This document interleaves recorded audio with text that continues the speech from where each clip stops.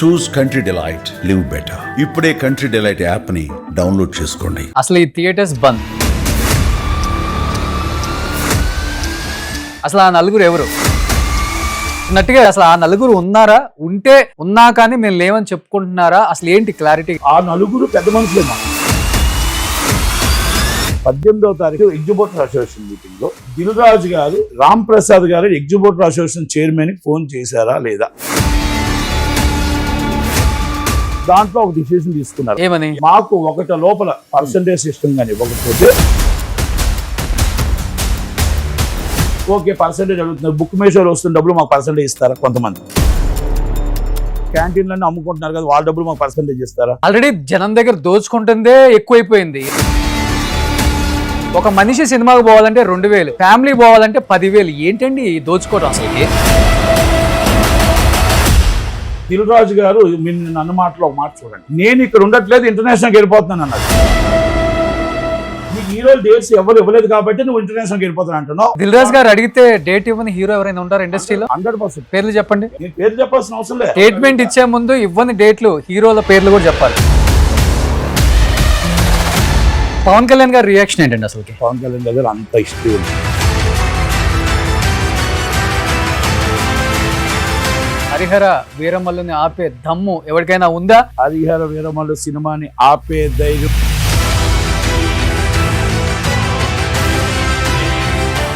Hi hello, welcome to Suman TV. నేను మీ రోషన్. అసలు ఈ థియేటర్స్ బంద్, అసలు పవన్ కళ్యాణ్ సినిమాకు ముందే థియేటర్ల బంద్ అనే చర్చ ఎందుకు రావాల్సి వచ్చింది? అసలు ఆ నలుగురు ఎవరు? ఆ నలుగురిలో నేను లేనంటే నేను లేను అని చెప్పి ఒకళ్ళకొకళ్ళు చెప్పుకుంటున్నారు. కాబట్టి ఆ నలుగురిలో అసలు ఎవరు ఆ నలుగురు? ఎందుకంటే అల్లు అరవింద్ గారు మాట్లాడుతూ ఆ నలుగురు కాస్త 10 మంది అయిపోయారు. ఇప్పుడు 10-15 సంవత్సరాల క్రితం ఆ నలుగురు ఇప్పుడు 20 మంది దాకా వచ్చేసారు అంటారు. కానీ ఆ నలుగురిలో నేను లేను. నాకున్న థియేటర్స్ కూడా హార్డ్లీ ఒక 15. ఇప్పటి నుంచి కూడా వాటిని రెన్యూవల్ చేసుకోవద్దు, అగ్రిమెంట్స్ అన్ని క్యాన్సిల్ చేసుకోండి వద్దని చెప్పాను. నాకుంది AAA ఒకటే.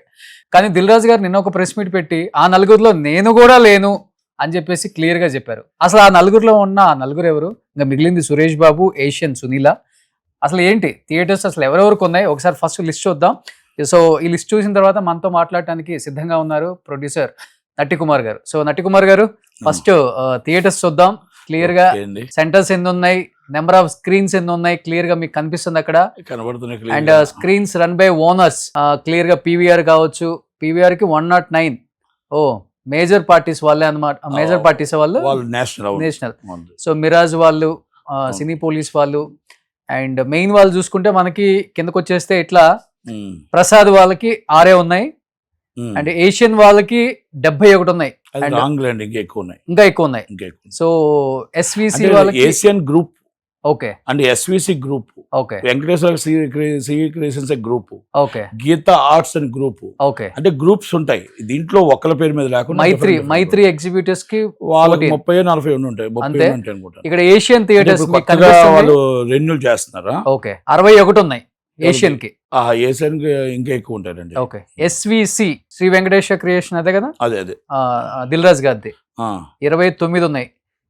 సో అదర్ ఇంకా కిందకు వచ్చేస్తే ఒకసారి ఇక్కడ 570 లిస్ట్ వచ్చింది మనకి యాజ్ యూజువల్ గా. ఒకసారి కిందకు వచ్చాయి. ఇక్కడ కూడా సురేష్ ప్రొడక్షన్స్ కి ఆల్మోస్ట్ 64 ఉన్నాయి. UV క్రియేషన్స్ కూడా 37 ఉన్నాయి. బట్ వాళ్ళు తెర మీదకి రాలేదు. Gita films, G7, G3, Gita films అంతా ఒకటే.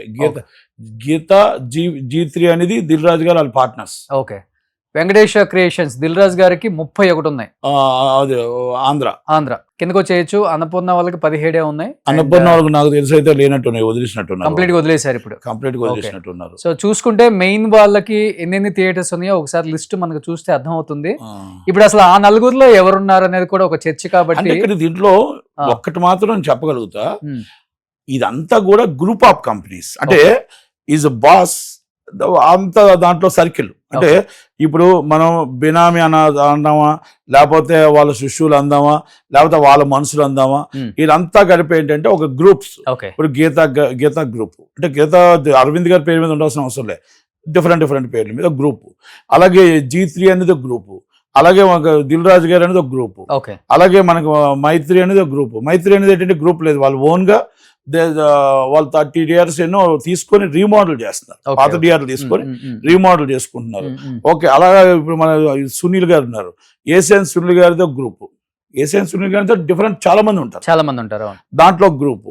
అలాగా మొత్తం total Suresh Babu Asian సునీల్లో group, మళ్ళీ అక్కడ గ్రూపు సపరేట్. ఓకే, అది మొత్తం టోటల్గా రాయలసీమ మొత్తం అయిందే. రాయలసీమలో మ్యాక్సిమం, ఈస్ట్ గోదావరిలో మ్యాక్సిమం, ఈస్ట్ గోదావరిలో మాత్రం ముగ్గురే ఉంటారు. ఒకటి అనుశ్రీ సత్యనారాయణ గారు, 2 గీత, 3 సురేష్ మూవీస్. ఓకే, వీళ్ళు ముగ్గురు తప్ప ఎవరు లేరు. ఓకే, ఎంతమంది గ్రౌండ్ లీజులు ఉన్నాయి, ఎంతమంది చార్ట్ చూస్తున్నారు, ఎంతమంది లీజ్ ఉన్నాయి అనేది చెప్పలేము. కానీ కంట్రోల్ థియేటర్స్ మాత్రం వీళ్ళ దగ్గర ఉంటాయి. బట్ నట్ గారు ఆల్రెడీ ఆ నలుగురు అని చెప్పేసి చెప్పగానే ఆ నలుగురులో మేము లేవని ఇద్దరు క్లారిటీ ఇచ్చేశారు. ఇప్పుడు ఆ ఇద్దరు మాత్రమే మిగిలిపోయి ఉంటారు. బట్ అసలు ఆ నలుగురు ఉన్నారా, ఉన్నా కానీ మేము లేవని చెప్పుకుంటున్నారా, అసలు ఏంటి క్లారిటీగా? సార్ నేను ఒక మాట అంట, అరవింద్ గారు ఆయన అరవింద్ గారు చెప్పి నాకు 15 థియేటర్లు ఉన్నాయి అన్నారు. ఓకే, ఈస్ట్ గోదావరిలో ఎన్ని థియేటర్లు ఉన్నాయి, వెస్ట్ గోదావరిలో ఎన్ని ఉన్నాయి, కృష్ణా జిల్లా G3లో ఎన్ని ఉన్నాయి, ఇప్పుడు మీరు లిస్ట్ చూశారు. ఓకే, దాదాపు నాకు తెలిసి ఆయన గ్రూప్లో 30-35 ఉండొచ్చు. మరి ఆయన గ్రూప్ అంటే ఆయన ఓన్ కాదు కాబట్టి, అంటే వాళ్ళంతా గ్రూప్ కాబట్టి ఆ గ్రూప్లో నాకు ఇవే ఉన్నాయని చెప్పుకోవచ్చు, తప్పలేదు దాంట్లో. ఓకే, ఇప్పుడు ఆ నలుగురిలో లేను అంటే, వదిలేసిన తర్వాత లేను అంటే బాగుంటుంది. కానీ ఓకే, ఇప్పుడు ఉన్నాయి కదా theatres. 1 number 2 Suresh movies theatres ఉన్నాయి. నెంబర్ 3 దిల్ రాజు గారు మొత్తం టోటల్గా లీజులో ఎన్ని ఉన్నాయో ఆయన 50 థియేటర్ అని చెప్పాడు. ఓకే, దాదాపు 80-90 ఉండొచ్చు, ఓకే, ఏమైనా ఉండొచ్చు. ఓకే, దాన్ని కూడా ఆయన అన్నిది కూడా ఉందాం. మరి ఆ థియేటర్లు ఉంటుండగా మరి ఆ నలుగురిలో నేను లేనంటే ఎలా? నెంబర్ 1. ఇప్పుడు మళ్ళా మీకు ఒక 2 స్టేట్గా చెప్తా, ఆ నలుగురు పెద్ద మనుషులే మాకు. ఇప్పుడు ఆ నలుగురు కాస్త 10-15 కూడా అయ్యారు కదా, దాని గురించి ఎందుకు డిస్కస్ చేయరు? అది కాదు సార్, 10 మంది ఎక్కడ అయ్యారు? అందరూ అది గ్రూపే కదా. ఇప్పుడు ఏసియన్, ఇప్పుడు థియేటర్కి వెళ్తే ఏసియన్ లిస్ట్ ఇస్తుంది, వెంకటేశ్వర సినీ క్రియేషన్స్ లిస్ట్ ఇస్తారు, మైత్రి లిస్ట్ ఇస్తారు, 3 అంతే కదా. ఇక్కడ యూవి కూడా కనిపిస్తుంది మనకి, యూవి అటు ఆంధ్ర. ఇక్కడ ఇప్పుడు మైత్రి వచ్చిందనే కదా వీళ్ళ బాధ. ఇప్పుడు మైత్రి అనేది వచ్చింది, సంస్థ వచ్చిందనే కదా వీళ్ళ బాధ. వీళ్ళు బతకాలి, ఇంకొకరు బతకూడదు. అలా ఓకే, అంత దాకా వెళ్తే మనకు చాలా టైం అయిపోద్ది. కానీ మనం షార్ట్ కట్లో చెప్దాం. ఇప్పుడు ఈ నలుగురు ఉన్నారు కదా, దిల్ రాజు గారు, అరవింద్ గారు, సురేష్ బాబు గారు, సునీల్ గారు, మీ నలుగురు, మైత్రి రవి గారు, సితారా వంశీ గారు, మేము ఎప్పుడైనా ఛాంబర్ నుంచి కానీ, కౌన్సిల్ నుంచి కానీ, గవర్నమెంట్ దగ్గర కానీ, ఇంకోళ్ళ దగ్గర కానీ, పెద్ద మనిషి మీరు మంచి చేసినా మీరే, చెడు చేసినా మీరే, మమ్మల్ని నాశనం చేసినా మీరే, మిమ్మల్నే కదా మేము ముందు పెడతాం. గవర్నమెంట్ కాడికి మీరే కదా వెళ్తారు, ఛాంబర్ తరఫునైనా, కౌన్సిల్ తరఫున మీరే వెళ్తారు కదా, గిల్డ్ తరఫున మీరే వెళ్తారు కదా, ఇంపార్టెంట్ మీటింగ్ ఉంటే మీరే వెళ్తారు కదా. మరి మాకు ఛాంబర్కి సంబంధం లేదంటారేంటి? ఛాంబర్కి మేము ఏమైనా పిలుస్తాం? ఛాంబర్లో కొంతమంది ఉంటామే కానీ మా మేజర్ డిసిషన్ మీరే కదా. మరి అలాంటప్పుడు దిల్ రాజు గారు మాట్లాడుతూ మీరు ఛాంబర్ మిస్టేక్ అంటారు. ఒకటి 28వ తారీఖున 18వ తారీఖు నాడు మీటింగ్లో, ఎగ్జిబిటర్ అసోసియేషన్ మీటింగ్లో దిల్ రాజు గారు రామ్ ప్రసాద్ గారు ఎగ్జిబిటర్ అసోసియేషన్ చైర్మన్కి ఫోన్ చేశారా లేదా, మీటింగ్ పెట్టమని చెప్పారా లేదా, మీటింగ్ పెట్టారా లేదా? 1500 మంది ఎగ్జిబిటర్స్ ఉన్నారు, ఎవరికి తెలియదు. మీరు 40 మంది వచ్చారు, లీజో 40, 15 మంది మామూలు వచ్చారు, వచ్చి మీటింగ్ పెట్టారు. మీటింగ్లో దిల్ రాజు గారు ఉన్నారు, సునీల్ గారు ఉన్నారు, సురేష్ బాబు గారు ఉన్నారు, దామోదర్ ప్రసాద్ గారు ఉన్నారు, భారత భూషణ్ గారు ఉన్నారు. దాంట్లో ఒక డిసిషన్ తీసుకున్నారు. అక్కడ ఉన్న 40 మందో 30 మందో 50 మందో ఏమని, మాకు ఒకట లోపల పర్సంటేజ్ సిస్టమ్ కానీ ఇవ్వకపోతే, మీరు ప్రొడ్యూసర్లు కానీ ఒక డిసిషన్ తీసుకోకపోతే మేము నిరావాదికంగా సమ్మె చేస్తున్నాం, ఏకగ్రహ తీర్మానం చేశాం. ఎవరు చేసింది ఇది? ఎగ్జిబిటర్ అసోసియేషన్ లో దిల్ రాజు గారు ఉన్నారు, సురేష్ బాబు గారు ఉన్నారు, వీళ్ళంతా ఉన్నారు. మీకు అది లెటర్ కూడా లాస్ట్ చూపిస్తారా? ఇదిగోండి, ఇదిగో చూడండి. ఓకే, ఈ లెటర్ని ఎవరు పంపించారు? మొత్తం ఛాంబర్కి పంపించారు. సైన్ చేశారా దాని మీద? మొత్తం చేసింది ఎవరు? దామోదర్, ఇది మన రామ్ ప్రసాద్ గారు సైన్ చేశారు. ఓకే, ఈ ఎగ్జిబిటర్ సిగ్నేచర్స్ అనేది ఛాంబర్ లో ఉంటాయి మామూలుగా. ఈ అయితే ఎగ్జిబిటర్స్ అందరూ సిగ్నేచర్ చేసి ఆ కాగితంతో సైతం ఛాంబర్కి ఇచ్చారు. ఓకే, ఛాంబర్ వారు ఇంకో చూడండి, ఛాంబర్ వారు ఒక లెటర్ రాశారు. 18 వచ్చింది లెటరు. 19వ తారీఖున కౌన్సిల్కి ఏమని రాశారు? దామోదర్ ప్రసాద్ గారు, ఈయన 1వ తారీఖు నుంచి బంద్ చేస్తాం అంటున్నారు, ఇమ్మీడియట్లీ జాయింట్ కమిటీ మీటింగ్ పెడుతున్నారు, దయచేసి మీ నిర్మాతలతో మాట్లాడి డిసిషన్ తీసుకోండి అని కౌన్సిల్కి పెట్టారు. ఓకే. పెట్టిన వెంటనే 19వ తారీఖు నాడు ఉదయం 11 గంటలకు లెటర్ వస్తే సాయంత్రం 4 గంటలకు ఎమర్జెన్సీ మీటింగ్ కాల్ఫర్ చేశారు ప్రసన్న గారు. ప్రసన్న గారు మీటింగ్ కాల్ఫర్ చేసి దాంట్లో మైత్రి రవి గారు, సురేష్ బాబు గారు, దిల్ రాజు గారు, చంద్రబాబు శ్రీనివాసరావు గారు, మొత్తం నిర్మాతలు అందరూ వచ్చారు. వచ్చి కూర్చొని మనం ఎవరు సితార వంశీ గారు అందరూ వచ్చి మేము పర్సంటేజ్ సిస్టమ్ ఇవ్వలేము, ఇప్పుడు ఇవ్వలేము కనుక పర్సంటేజ్ సిస్టమ్ అనేది జరగదు. ఓకే, పర్సంటేజ్ అడుగుతున్నారు, బుక్ మేషోలో వస్తున్న డబ్బులు మాకు పర్సంటేజ్ ఇస్తారా? కొంతమంది మాకు ఆల్రెడీ వాళ్ళు క్యాంటీన్లన్నీ అమ్ముకుంటున్నారు కదా, వాళ్ళ డబ్బులు మాకు పర్సంటేజ్ ఇస్తారా? అడ్వర్టైజ్మెంట్లో డబ్బులు మాకు డిఫరెంట్ ఆల్రెడీ జనం దగ్గర దోచుకుంటుందే ఎక్కువైపోయింది. ఎందుకంటే ఇది ఒక ఒక రకంగా different. చెప్పాలంటేనేమో పాప్కార్న్ రేట్లు, కూల్ డ్రింక్ రేట్లు విపరీతం. చూస్తే థియేటర్ లో ఉన్న టికెట్ రేట్ కన్నా Double rate. పోవటానికి కారణం మేమే. ఎట్ ది సేమ్ టైం ఒక సినిమా రిలీజ్ అవుతుందంటే పోయి గవర్నమెంట్ దగ్గర పర్మిషన్ తెచ్చుకుంటారు. Yes. మాకు 800-1000 రూపాయలు టికెట్ చేయండి అని కల్కి టైంలో కూడా వెళ్ళారు. అన్ని టైం సో ఒక రకంగా దోచుకుంటుంది జనం దగ్గరే కదా. అదే అంటున్నాను నేను. ఇప్పుడు మనం ఇక్కడ జనాల్ని మనం దూరం చేసింది మనం చేసాం, జనాల్ని ఓటీటీ దూరం చేయలే, మనమే చేసాం. ఇప్పుడు ఓటీటీని దూరం చేస్తుంటే కలేజా ఎందుకు వస్తుంది? అవును, కలేజా ఆడుతూ ఈరోజు మొత్తం 8 కోట్ల పైన వస్తుంది కలెక్షన్. ఈరోజు మొత్తం రీరిలీజులు నేనే సృష్టించా. ఎన్ని సినిమా రీరిలీజులు బ్రహ్మాండంగా ఆడుతున్నాయి. మరి అదే సినిమా ఆడుతున్నాయి కదా అంటే నేను ఎందుకు చెప్తున్నానంటే మనం రేటు పెంచింది ఓకే. మనం థియేటర్ పాప్కార్న్ రేట్లు ఇష్టం వచ్చినట్టు పెంచి దాన్ని ఎవరు మాట్లాడే వాళ్ళు లేరు. ఓకే, అక్కడ మీటింగ్ కౌన్సిల్లో మీటింగ్ అయిపోయింది. కౌన్సిల్ మీటింగ్ లో యునానిమస్ గా ఏం చేశారంటే మీరు 1వ తారీఖున బంద్ చేయడానికి లేదు, ఎవరు బంద్ చేసినా ఉన్న థియేటర్లో ఆడుతాము అంటూ ఒక మాట ఏమన్నారంటే మీరు బంద్ చేయకుండా ఉంటే మేము మీటింగ్ పెట్టి కమిటీ వేద్దాం, కమిటీలో డిస్కస్ చేసుకుందాం, డిస్కస్ చేసుకొని మీకు నష్టం ఏంటి మాకు నష్టం ఏంటి మాట్లాడుకుందాం అని అన్నారు. దాంట్లో సురేష్ బాబు గారికి ఏదో కోపం వచ్చింది, రవి గారు మైత్రి రవి గారు మాట్లాడిన మాటలు, ఒక ఆయన ఏదో బయటకు వెళ్ళిపోయాడు. అయిపోయిన తర్వాత all of the sudden night మొత్తం టోటల్ మేము అనౌన్స్ చేసి ఒక లెటర్ పంపించేసాం. కానీ ఒకటి నట్టి గారు ఇప్పుడు ఇది పంపించారన్నారు. ఓకే, ఇప్పుడు ఇదిగోండి, ఓకే, ఇది లెటర్ ఏమని పంపించాం, కాంపిటీషన్ కమిషన్ ఆఫ్ ఇండియా ఉంది, ఇది ఆల్ ఆఫ్ ది సడన్ బంద్ చేస్తే మొత్తం టోటల్ సినిమాలు రిలీజ్ అయి ఉన్నాయి. హరిహర వీరమల్లు, కమలాసన్ గారి సినిమా, కుబేర్ అన్ని అనౌన్స్ చేసి ఉన్నాయి. ఇలాగ మీరు బంద్ చేస్తే తీవ్ర నష్టం వస్తుంది కనుక మీరు థియేటర్ భైరవం అనౌన్స్ చేస్తున్నారు, భైరవ్ అనౌన్స్ చేస్తున్నారు అని డైరెక్ట్గా అన్నింటిలో కలిపి మొత్తం అంతా మనం లెటర్లు అన్ని పంపించాం. లెటర్లు 22 తారీఖున పంపించాం. ఓకే, అయిపోయింది. జాయింట్ కమిటీ మీటింగ్ పెడదాం అని అనుకున్న సమయానికి ఈరోజు కందులు దుర్గేష్ గారు ఇమీడియట్లీ ఆయనకి ఏదో ఇన్ఫర్మేషన్ వెళ్ళి మీరు ఇలా సినిమాలను అసలు ఆల్ ఆఫ్ ది సడన్ ఎవరు చేస్తున్నారు ఏంటిది, ఎగ్జిబిటర్లు నాకు కంప్లైంట్ ఇచ్చారు, అసలు ఎవరికి తెలియకుండా మీరు బంద్ ఎలా అనౌన్స్ చేశారు. ఏపీ గవర్నమెంట్ కి అసలు నోటీస్ లేదు, గవర్నమెంట్ కాదు ఎగ్జిబిటర్లకు నోటీస్ లేదు, నేను ఎగ్జిబిటర్ని, డిస్ట్రిబ్యూటర్స్ కూడా లేదు, ఎవరికి లేదు. ఓకే, మీకు ఇంకొకటి తెలుసండి, ఉదయం లెగిస్తే నేను పైన జాయింట్ సెక్రటరీ ఛాంబర్లో కానీ ఉదయం లెగిస్తే ఏదైనా డిబేట్లో కానీ పాల్గొంటాను, నాకే తెలియదు అంటే బంద్ అని బయట వాళ్ళకి ఏం తెలుస్తుంది? మీలాంటి ఎవరో నాకు చెప్తే బంద్ అని తెలిసింది. తెలిసిన వెంటనే నేను ఖండించా, ఇది బంద్ అనేది జరగదు, అవ్వదు, 1వ తారీఖున థియేటర్లో సినిమాలు పడతాయి, కొంతమంది మా వాళ్ళు చేస్తున్న రాజకీయాలు ఇవని కూడా చెప్పాను నేను. సార్ ఇప్పుడు ఈ రాజకీయం పక్కన పెడితే ఇప్పుడు గవర్నమెంట్ లో లేనప్పుడు పవన్ కళ్యాణ్ గారు సినిమాలు చేసేటప్పుడు కూడా పవన్ కళ్యాణ్ గారిని ఏదో ఒకళ్ళిద్దరు ఎవరో కానీ మిగతా వాళ్ళు ఎవరైనా కానీ ఎదిరించే దమ్ము లేదు, ఎదురు పడితే మాట్లాడే ధైర్యం కూడా చెయ్యరు.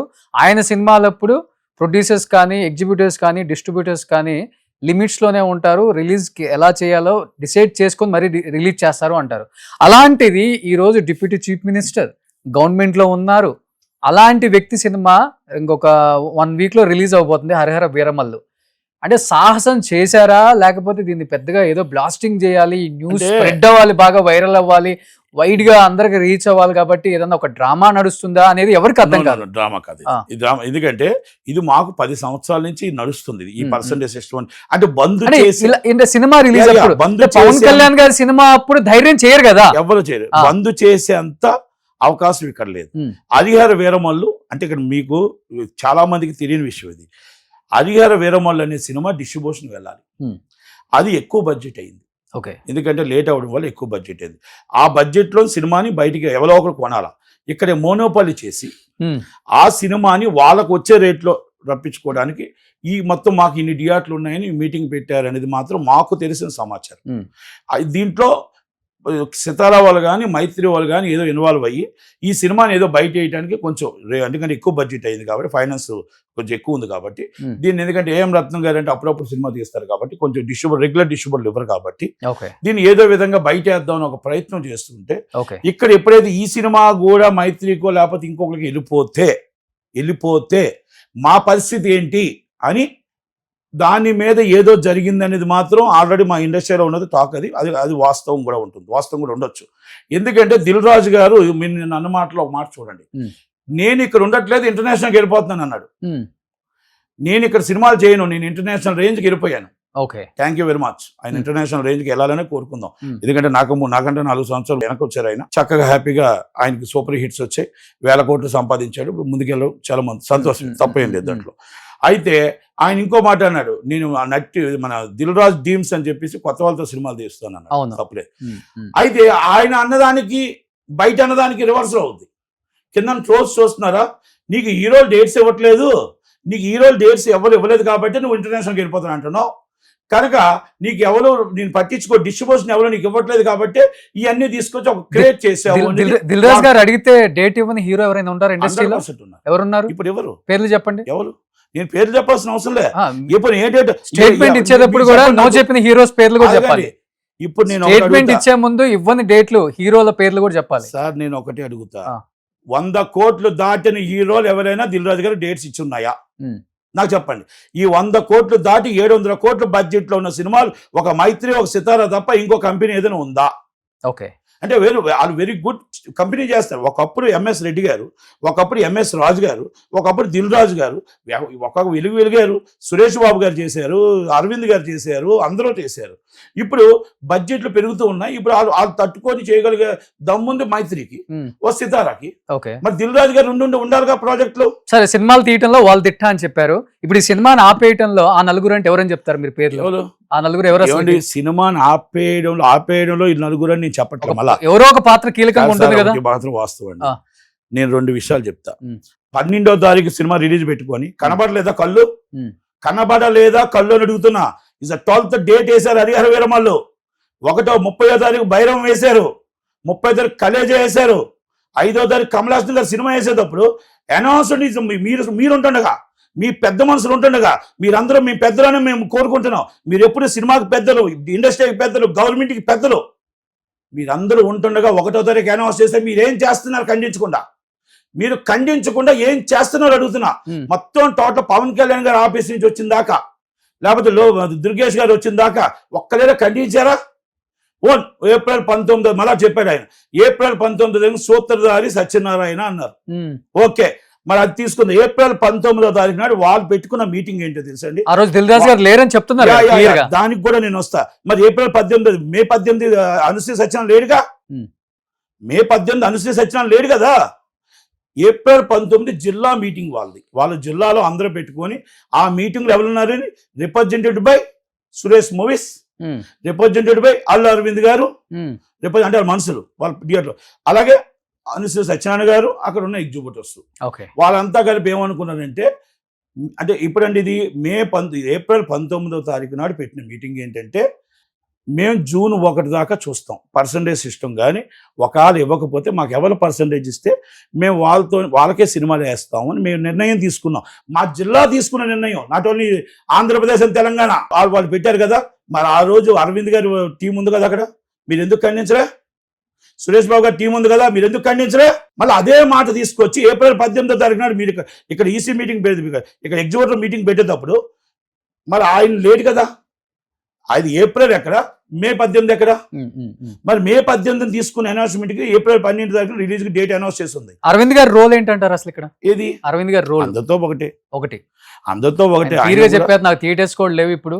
సార్ నేను ఒకటే అంట, అరవింద్ గారు పెద్ద ఆయన మొన్న పెట్టిన ప్రెస్ మీట్ ఏప్రిల్ 19 తారీఖు మీ వాళ్ళు ఉన్నారు కదా, నిజంగా అక్కడ బంద్ అని ఉంటే మీరు అక్కడ కానీ ఖండించి ఉంటే, మీరు నిజంగా కానీ మీకు ముందే తెలుసు అని చెప్పారు.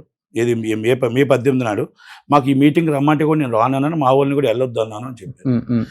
నిజంగా మీరు అది వచ్చి మీరు ఇమీడియట్గా ఒక ప్రెస్ నోట్ రిలీజ్ చేసి, ఇది తప్పు, మీరు దురశాసనం చేస్తున్నారు, ఇది హరిహర వీరమల్లు సినిమా ఉంటుండగా మీరు థియేటర్ బంద్ అనేది తప్పు అని మీరు ముందే ప్రశ్న. ఇప్పుడు సినిమా పోస్ట్ పోన్ అవుతుందా లేకపోతే థియేటర్స్ బంద్ చేస్తారా? సినిమా As 12వ usual గా రిలీజ్ అవుద్దండి. అవుతుందా? 12వ తారీఖు రిలీజ్ అవుద్ది, పక్కా రిలీజ్ అవుద్ది. As per clearance and finance వాళ్ళు ఇంటర్నల్ గా వాళ్ళు చూసుకొని చేసుకుంటారు. సినిమా రిలీజ్ ఆపడానికి ఎవరు లేదు, ఎవరికి దమ్ము లేదు, అంత ధైర్యం కూడా లేదు. ఇది చిన్న డ్రామా ప్లే చేశారు అంతే. ఆ డ్రామా ప్లేలో మొత్తం బుక్ అయిపోయి ఇప్పుడు తప్పించుకోవడానికి ప్రయత్నాలు చేస్తూ ఒకరి మీద ఒకరు వేసుకుంటున్నారు. ఒకరిని తీసుకొచ్చి అనుశ్రీ సత్యనారాయణ వేశారు. ఓకే, అనుశ్రీ సత్యనారాయణ అంటే నేను ఇంకో మాట అంట, అనుశ్రీ సత్యనారాయణ మనకి ఎగ్జిబిటర్, మనకి డిస్ట్రిబ్యూటర్ కదా. మనం ఏం మాట్లాడాలి? ఆయన ఒక జనసేన నేతగా అక్కడ రాలా, అక్కడ అసోసియేషన్కి ఆయన పెద్ద కాబట్టి అసోసియేషన్ నుంచి వచ్చాడు. ఇప్పుడు మీరు కాంగ్రెస్ పార్టీ నాయకుడు అని అనట్లా, దిల్ రాజు గారు అంటున్నప్పుడు మీరేమనాలి? జనసేనని మీరు డామేజ్ చేయడానికి జనసేన నేత అన్నారు, మిమ్మల్ని కాంగ్రెస్ నాయకుడు అని అన్నామా మేమేమైనా? తప్పు కదా అది. మీరు డిస్ట్రిబ్యూటర్ అనుశ్రీ సత్యనారాయణ అని ఉంటే బాగుండేది, ఎగ్జిబ్యూటర్ అనుశ్రీ సత్యనారాయణ అంటే బాగుండేది. జనసేన నేత అని ఎందుకు వచ్చాడు? అంటే మీరు జనసేనకి డామేజ్ చేయడానికి ముందే ప్రయత్నం చేస్తున్నారా? నేను అడుగుతున్నా. ఇది ఇంకా ఆయన FDC లో ఉన్నారు కాబట్టి, FDC చైర్మన్ కదా, మేము అడుగుతున్నాం అన్నమాట. FDC చైర్మన్ గా దిల్ రాజు గారు అంటాం కానీ కాంగ్రెస్ పార్టీ నాయకుడు అంటావా? కాదు కదా. ఇవన్నీ నామినేటెడ్ కదా. నేను నామినేటెడ్ అన్నా కూడా మీకు చెప్తున్నా, ఇప్పుడు ఆయన జనసేన నేత కాదు కదా. జనసేన నేత పార్టీకి సంబంధించి కొనట్లేదు సినిమా. ఆయన ఎప్పటి నుంచో పార్టీ లేకముందు నుంచి డిస్ట్రిబ్యూషన్ ఉన్నాడు కదా, ఆయన ఎగ్జిబ్యూటర్ ఉన్నాడు కదా. మరి దాన్ని అలాగంటే మీ మర్మం ఏంటి? అంటే మిమ్మల్ని తప్పించుకోవడం కోసం వేరే మీద తోసారా? నేను ఇంకోటి మాట అంటున్నా, మిమ్మల్ని తప్పది, అది తప్పు. ఎందుకంటే నేను ఏమంటే, నిజం ఒప్పుకోండి, ఏది జరిగిందో జరిగిపోయింది, అది నిజం ఒప్పుకోండి, జరగాల్సింది చూడండి, అంతే తప్ప మీరు పెద్దలు, మేము ఒప్పుకుంటున్నాం, మా ఇండస్ట్రీకి మీరే పెద్దలు. పవన్ కళ్యాణ్ గారి రియాక్షన్ ఏంటండి అసలుకి? పవన్ కళ్యాణ్ గారి దగ్గర మేము ఎన్ని మాట్లాడుకున్నా పవన్ కళ్యాణ్ గారి దగ్గర అంత హిస్టరీ ఉంది సార్. ఎవరు తప్పు చేశారు, ఎవరు కావాలని చేశారు, ఎవరు ఆపేస్తున్నారు, అన్నీ ఆయన దగ్గర ఉన్నాయి. ఆయన అంత రియాక్ట్ అయ్యారు అంటే ఆయన పూర్తి అర్థమైంది. ఆయన చుట్టూ ఉన్న మనుషులు కూడా ఉన్నారు దాంట్లో. నేను ఒకటే చెప్తున్నాను కదా, ఇప్పుడు మనం ఇంకా మాట్లాడకూడదు కానీ యాక్చువల్గా యాక్షన్ స్టార్ట్ అయిపోయింది. ఎగ్జిబ్యూటర్లు కూడా అర్థం చేసుకోవాలా. 13 వీళ్ళందరూ లీజ్ లేనప్పుడు మరి 1300 మంది ఎగ్జిబ్యూటర్లు ఏమయ్యారు? 1300 మంది ఎగ్జిబ్యూటర్లు నిర్ణయం తీసుకుని చావోరేవో తేల్చుకుంటున్నాం బంద్కి. 1300 మంది ఎగ్జిబ్యూటర్లకి 15 మంది ఎగ్జిబ్యూటర్లు నిర్ణయం తీసుకుంటారా? ఏమని చెప్పండి. అది రేపు 35 మీటింగ్ లో మాట్లాడతాం కంపల్సరీ. ఎందుకంటే ఎగ్జిబ్యూటర్ లైఫ్ ఇది, ఎగ్జిబ్యూటర్ జీవితం ఇది. ఈ రోజు మాకు థియేటర్లు అయినా సీజ్ అయినా, థియేటర్ ఇబ్బంది వచ్చినా, వీళ్ళు చేసిన పాపాలకి, వీళ్ళు చేసిన మాయలకి, వీళ్ళు చేసిన కుట్రలకి మేము బలైపోతాం. ఇప్పుడు ఎంఆర్ఓ ఆల్రెడీ ఇప్పుడే ఎంఆర్ఓ గారు అన్ని థియేటర్లు చెకింగ్ చేస్తారు. మా థియేటర్ కూడా చెక్ చేశారు. డెఫినెట్ గా మేము ఎంత అమ్ముతున్నాం, ఏంటి అమ్ముతున్నాం తప్పే కాదండి. ఈ పనికి మాలిన పేదాలు ఇంత ఇస్తాడు వాడు, 600 800, వాడు చెప్పిందే రేటు. వాడు కూల్ డ్రింక్ కూడా ఎవడు ఏదో 4 ఐస్ ముక్కలు వేసి వాటర్ ఇస్తాడు, దాన్ని ఒక 250 300 అంటాడు. 1000 రూపాయలు అండి ఊరికి ఒక సెట్ తీసుకుంటే. సినిమా టికెట్ చూస్తేనేమో 800. ఒక మనిషి సినిమాకి పోవాలంటే 2000, ఫ్యామిలీ పోవాలంటే 10,000. ఏంటండి దోచుకోవడం అసలుకి? ఇది నేను అరిసి నేను ప్రేక్షకులు రావట్లేదు, మన పాప్కార్న్ సమోసా 170 రూపాయలు అమ్ముతున్నాం, వాటర్ బాటిల్ తాగి వాటర్ బాటిల్ 170 అమ్ముతున్నాం. మనం టోటల్ గా కోక్ అనేది పెట్టి మనం ఒక గ్లాసులో వేసి ఇచ్చి 350 రూపాయలు. ఆ పాప్కార్న్ అనేది మా 570 రూపాయలు తీసుకుంటున్నాము. ఎందుకు ఇది? ఈ డబ్బు ఉంటే భయపడిపోతున్నారు ఫ్యామిలీస్ వచ్చి, పిల్లలకి మేము కొనివ్వలేము, మా దగ్గర డబ్బులు లేవు కనుక వెళ్లకుండా మనిషి ఇంట్లో చూసుకుంటే బెటర్ అనేది జనాలు తగ్గిపోయారు. మనం రేటు కూడా ఇస్తాం, అబ్నార్మల్ రేట్లు జనమే బ్యాన్ ఆల్రెడీ బ్యాన్ చేశారు. ఏమండి 4 నెలల నుంచి 30 నుంచి 50 టికెట్లు ఎక్కువ తెగలేదండి. అవును, 30 టికెట్ నుంచి 50 టికెట్ ఏ ఎగ్జిబిటర్ అడగమనండి. ఒక్క కలేజా ఇవాళ కనబడుతుంది కలెక్షన్ తప్ప ఏ సినిమా అయినా ఉందని చెప్పమని లేదు అసలు. మనం నిజం ఒప్పుకోవాలి. చిన్న హీరో, ఒక మీడియం హీరో, ఒక రకమైన స్టార్ హీరో కూడా సినిమాలు జనాలు పోట్లా రావట్లేదు. క్లియర్ ఓటీటీకి వచ్చేస్తుంది, మనం వెళ్ళి అనవసరంగా డబ్బులు వేస్ట్. ఇప్పుడు ఒకటండి, అందరి దగ్గర డబ్బులు ఉండవు. అవును, మనం ఇక్కడ 2 విషయాలు గవర్నమెంట్ కూడా ఆలోచించాలి. 2 గవర్నమెంట్లు ఆలోచన చేసింది అంటే, మనం ఇస్తున్న పెన్షన్ 4000. అవును, పేదవాడు కూడా హీరో ఫ్యానే, పేదవాడు హీరో ఫ్యానే, మిడిల్ క్లాస్ హీరో ఫ్యానే, హై క్లాస్ హీరో ఫ్యానే. అలాంటప్పుడు మనం 4000 రూపాయలు 2000 రూపాయలు పట్టుకెళ్ళి సినిమా టికెట్ తెచ్చేసుకుంటే ఆ 2000 రూపాయలతో తల్లి నెల రోజులు అయితే ఉంటుంది. ఇంకొకటి ఆలోచించండి, హైదరాబాద్ లాంటి సిటీలో మీకు ఈ సింగిల్ స్క్రీన్స్ తగ్గిపోయాయి. అది సౌండ్ ప్రాబ్లమో లేకపోతే కూర్చునే ఫీల్ సినిమా చూడాలన్న ఒక ఇది ఎక్కువ మల్టీప్లెక్స్కి వెళ్ళిపోతున్నారు. చిన్న అంటే మీడియం రేంజ్ అంటే నుంచి మల్టీప్లెక్స్ లో మెయింటెనెన్స్ ఉంటుంది. మెయింటెనెన్స్ ఉంటుంది, సినిమా చూడాలన్న ఒక ఇది ఉంటుంది. Yeah. ఎస్, బట్ అక్కడికి వెళ్తే ఇట్లా ఉంటుందా దోచుకోవడం అనేది కూడా. అంటే దాన్ని మేము ఫైట్ చేస్తే is government not supported. Okay, government high court order ఏమని ఇచ్చిందంటే, వాళ్ళు హైకోర్టుకి వెళ్ళారు, ఇండియా మొత్తం మీద హైకోర్టుకి వెళ్ళారు. వెళ్తూ వాళ్ళు ఏమన్నారంటే, మా ప్రోడక్ట్ మా ఇష్టం, మీరు కొనుక్కోవడం మానేయమనండి, లాన్ నుంచి బయట నుంచి తెచ్చుకోవడానికి కోర్టు ఆర్డర్ ఇచ్చిందండి. మీరు వాటర్ బాటిల్ కానీ అన్ని ఎలా చేయాలి అని తెచ్చిస్తుంది. తెచ్చిన 10 రోజుల తర్వాత మూస్తారు. ఎవరిని లోన్కి రానివ్వట్లేదు. ఏమనంటే ఇది సెక్యూరిటీ రీజన్స్. మీరు సెక్యూరిటీ రీజన్స్ అని లోన్కి తీసుకురానివ్వరు. మీ దగ్గర తినాలంటే తాగాలంటే మా దగ్గర డబ్బులు లేవు. అవును, ఇది హైకోర్టు ఆర్డర్ని కంటెంప్ట్ ఆఫ్ కోర్టు వస్తుంది. అంటే గవర్నమెంట్ కూడా ఆర్గ్యుమెంట్ చేయలేకపోయింది. గవర్నమెంట్ ఆ రోజు 2 గవర్నమెంట్ ఫెయిల్ అయినట్టు. సేఫ్ ఏ ఉందండి అక్కడ బాంబ్ స్కాడ్ తోనే మన లోపల కాదండి, అదే ప్రతి థియేటర్ లో డ్రామా అండి. ఇదంటే నేనేమన్నా డ్రామా. ఇప్పుడు సునీల్ గారికి ఉన్న థియేటర్లు ఉన్నాయి కదా, ఓకే, మన సమాస బయట ఎంత ఉంటుంది? 25 రూపాయలు, 20, 30. ఓకే, దాన్ని 50 రూపాయలు అమ్మొచ్చు, అంతే. 150 రూపాయలు అమ్ముతారా? వాటర్ బాటిల్ ఎంత ఉంటుంది? 20 రూపాయలు. దాన్ని ఎంత అమ్ముతారండి? 170, 180. మరి 20 రూపాయలు వాటర్ బాటిల్ అమ్మాలిగా 12 రూపాయలు కదా మనం పడేది. మరి పాప్కార్న్ ఎంత ఉంటుందండి? 15 రూపాయలు పడుతుంది, లేకపోతే 20 రూపాయలు పడుతుంది. దాన్ని 500 రూపాయలు 400 రూపాయలు ఎందుకండి? కోక్ ఎంత అండి? అంటే ఇవన్నీ నేను సునీల్ గారా లేకపోతే దిల్ రాజు గారా? 20 రూపాయలు. ఇప్పుడు వీళ్ళంతా ఒకటైపోయారు. ఇప్పుడు దిల్ రాజు గారు, సునీల్ గారు, వీళ్ళందరూ ఒకటైపోయి మొత్తం టోటల్గా 1 man షో. ఇప్పుడు ఇదే అంటున్నాను నేను. మీరు ఇప్పుడు ఇవన్నీ కూడా మీ దాంట్లో డిబేట్ పెట్టండి, నేను చూపిస్తా. వాళ్ళు ఇది కరెక్టా కాదని ఒప్పించమండి. ఇది అబద్ధం అని చెప్పమానండి. వాళ్ళు థియేటర్స్ లేవు అన్నాడు, ఆ నలుగురిలో నేను లేను అన్నాడు. నలుగురిలో లేననేది అబద్ధం అని తేలిపోయింది. కుట్రలో నేను లేననేది తేలిపోయింది. ఆయన ఉన్నాడని అర్థమైపోయింది. ఇప్పుడు థియేటర్లో అర్థమైంది. ఇంకా లిస్ట్ ఎవరు ఇచ్చారో కానీ ఆ లిస్ట్లో ఇంకా కొన్ని రావాల్సి ఉన్నాయి. ఓకే, కొన్ని అటు ఇటు ఉన్నాయి కాబట్టి ఓకే, నో ప్రాబ్లం. కానీ ఇక్కడ మొత్తం టోటల్గా థియేటర్లు మొత్తం 1000 థియేటర్ల పైన లీజులో ఉన్నాయి. Okay, so last and final గా చెప్పండి నటి గారు, హరిహర వీరమల్లుని ఆపే దమ్ము ఎవరికైనా ఉందా? హరిహర వీరమల్లు సినిమాని ఆపే ధైర్యం ఎవరికి లేదు, రాదు, రాబోదు. నెంబర్ 1, ఇలాంటి కుట్రలు ఎన్ని చేసినా ఆయన ఎదుగుతూనే ఉంటాడు. ఆయనే డిప్యూటీ సీఎం, రేపు కాబోయే సీఎం. సెంట్రల్లో కీలక పాత్ర, కీలక వ్యక్తి. ఈ రోజు సెంట్రల్లో బీజేపీ అతి ఎక్కువ బాధ్యతలు అప్పచెప్తుంది. నమ్మకంగా ఉన్న వ్యక్తి ఎవరైనంటే, నిజాయితీకి మారిపోయారంటే ఆయనే పవన్ కళ్యాణ్, కొన్నిదల పవన్ కళ్యాణ్.